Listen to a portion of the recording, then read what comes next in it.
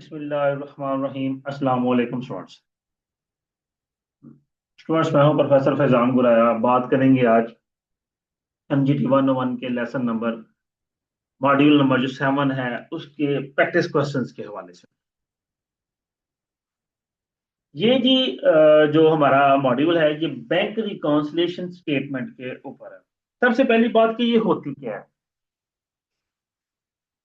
देखिए, हर मंथ के एंड पे कंपनीज क्या करती हैं, वो अपने मंथ एंड कह लें या पीरियड के एंड पे कह लें, वो अपने कैश बुक का जो बैंक कॉलम है और जो बैंक स्टेटमेंट है उसको आपस में टैली करते हैं। और ये 100% कह लें कि श्योर होता है कि उनका जो बैलेंस है वो मैच नहीं करेगा।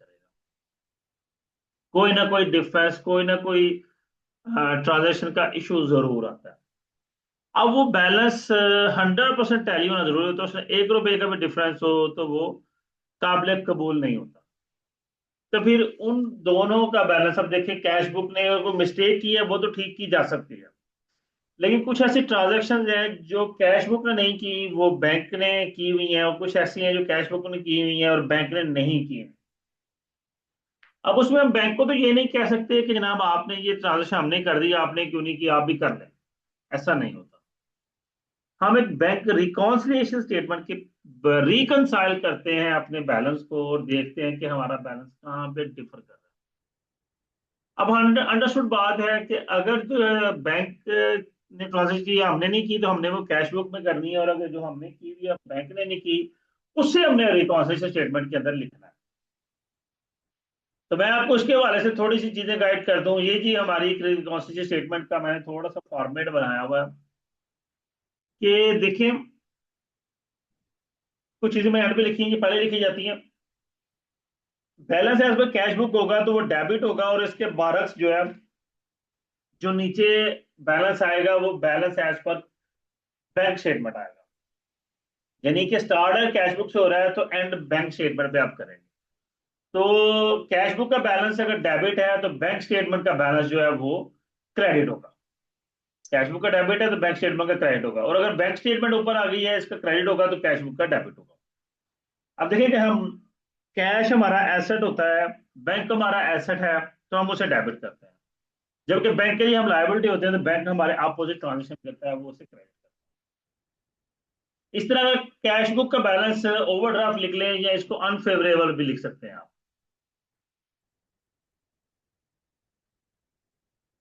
कैश बुक का बैलेंस अनफेवरेबल है तो वो क्रेडिट होगा, तो इसके बाद पासबुक का बैलेंस जो है वो डेबिट हो जाएगा,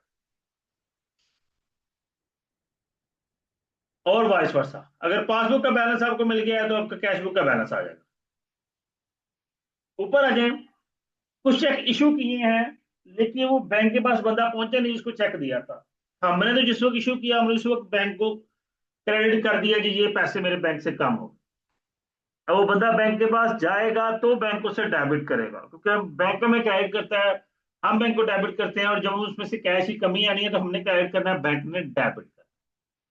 तो बैंक ने उसे डेबिट नहीं किया तो हम रिकॉन्सिलिएशन स्टेटमेंट के अंदर बैंक BRS के अंदर उसे डेबिट। फिर कुछ चेक हमने बैंक में भेजे थे डिपॉजिट करने के लिए, कि किसी हमें क्लाइंट ने हमें चेक दे दिया पेमेंट के एवज, तो हमने वो चेक पकड़ा और बैंक में भेज दिया जी ये इस बंदे के अकाउंट से पेमेंट क्लियर करना है। अब चूंकि वो अगर फर्स्ट ग्रेड 29 या 30 को हमने भेजा है, मंथ गुजर गया, तो वो 2 दिन लगने हैं अभी होने में, क्रेडिट होने में, तो वो बैंक कभी ट्रांजेक्शन नहीं करेगा। तो अल्टीमेटली फिर क्या होगा, हम रिकॉन्सिलिएशन स्टेटमेंट में उसमें क्रेडिट करते हैं, क्योंकि वो पैसे जमा करवाने के लिए भेजा हमने, डेबिट कर दिया, बैंक में उसे क्रेडिट करना था। बैंक ने कुछ चार्जेस डिडक्ट कर लिए हैं तो हम उसे कैश बुक में क्रेडिट कर देंगे, क्योंकि बैंक डेबिट करेगा हम क्रेडिट कर देंगे। कोई हमारा कस्टमर जो है वो बैंक में डायरेक्टली पैसे डिपॉजिट करवा गया, तो अब जब बैंक में डिपॉजिट हो गया तो बैंक उससे करेगा क्रेडिट, हम कैश बुक में उसे डेबिट कर देंगे। अब रॉन्ग डेबिट क्रेडिट खैर आपका है नहीं, क्योंकि ये मैंने जब क्वेश्चन देखा है तो उसमें नहीं थे, इसको हम नहीं डिस्कस करते। इसका सिंपल से बात है, रॉन्ग डेबिट था क्रेडिट कर देंगे, रॉन्ग क्रेडिट था डेबिट कर देंगे, and so on vice versa. वापिस आते हैं जी हम अपने क्वेश्चंस के ऊपर। देखिए जी, क्वेश्चन सबसे पहले cause and disagreement between cash book and bank statement. Disagreement हो गया क्या हुआ है नीचे आते हैं जी, सारी बातें छोड़े नीचे आते हैं। अनप्रेजेंटेड चेक्स जो है ऑब्वियसली मैंने आपको बताया डेबिट होंगे। Direct deposit debit by the bank but no entry in the cash book, bank ने डेबिट किया हम क्रेडिट कर देंगे। Debit entry in the bank statement की डेबिट एंट्री थी and same entry has been credited in the cash book, दोनों में entry मौजूद है तो इसका नो इफेक्ट होगा, दोनों तो एंट्री हो गई। आगे प्रोसीड करते हैं। अब ये एक्चुअली क्वेश्चन सॉल्व करना है। From the following particulars, ABC Brothers prepare a bank reconciliation statement as on 31st December 2023। Cash book का फेवरेबल बैलेंस है तो ये डेबिट होगा। Cheque amounting to ₹10,000 issue during the month but not presented the bank, ये unpresented cheques हैं, मैं पीछे बता के आया हूं कि ये डेबिट हो गए। Cheque amounting to ₹30,000 deposit to bank during the month but not credited in the bank, वो बैंक में क्रेडिट नहीं हुए, अनक्रेडिटेड चेक्स हैं तो हम बीआरएस के अंदर इसको क्रेडिट करते हैं। ये दोनों ट्रांजेक्शन बीआरएस की। अच्छा, फेवरेबल बैलेंस डेबिट होना था, इसका जो आंसर आएगा उसमें फिर हम balance as per bank statement लिखेंगे, तो ऊपर कैश बुक का बैलेंस। अब देखिए कैश बुक का बैलेंस डेबिट था तो अनक्रेडिटेड चेक्स माइनस हो जाएंगे और अनप्रेजेंटेड चेक्स इसमें ऐड हो जाएंगे, क्योंकि डेबिट में डेबिट ऐड होता है, डेबिट में क्रेडिट माइनस होता है। From the following particulars ABC brothers prepare bank statement unfavourable balance as per cash book. अब कैश बुक का अनफेवरेबल बैलेंस क्रेडिट होगा, बाकी दोनों ट्रांजेक्शन सेम है इसलिए उसमें बात नहीं करूंगा। अनफेवरेबल बैलेंस क्रेडिट होगा तो फिर अनक्रेडिटेड चेक्स में जमा हो जाएंगे और अनप्रेजेंटेड माइनस होंगे, तो 60,000 का balance as per bank statement आएगा और ये भी अनफेवरेबल बैलेंस है क्योंकि ये डेबिट, बैंक का नॉर्मल बैलेंस क्रेडिट होता है।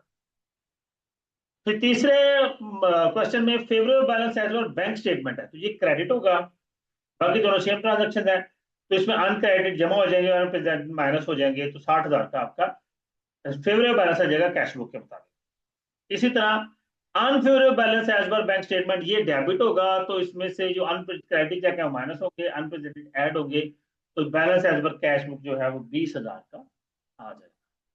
जी स्टूडेंट, ये आपके क्वेश्चन थे, उम्मीद करता हूँ आपके लिए अंडरस्टैंडिंग हो गए। अपना ख्याल रखिएगा, वीडियो को लाइक कमेंट लाजमी कीजिएगा। अल्लाह हाफिज।